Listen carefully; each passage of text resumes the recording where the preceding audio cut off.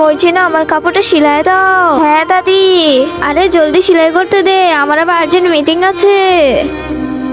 আরে বোন, জলদি আমার কাপড়টা সেলাই করে দাও। ঠিক আছে ভাই সাহেব। দাদি, আপনারটা একটু পরেই করছি, ওনার আর্জেন্ট মিটিং আছে তো। আমি তো আগে আসছি, আমারটা আগে সেলাই করে দাও, আমার ঘরে কাজ আছে।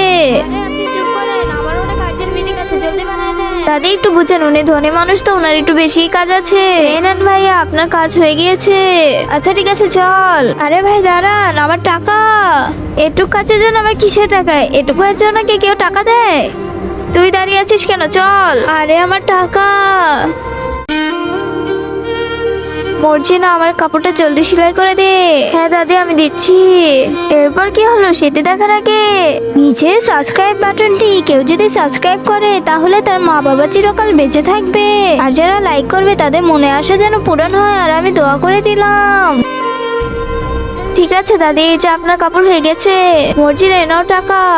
দাদি আমাকে ক্ষমা করে দেন, এই কাজটা করা ঠিক হয়নি। শোন মর্জিনা, এই দুনিয়াতে এখন ভালো লোকের কোনো দাম নেই, ভালো লোকদেরকে কেউ মূল্যই দেয় না, কেউই থাকতে চায় না ভালো লোকদের সাথে। চল।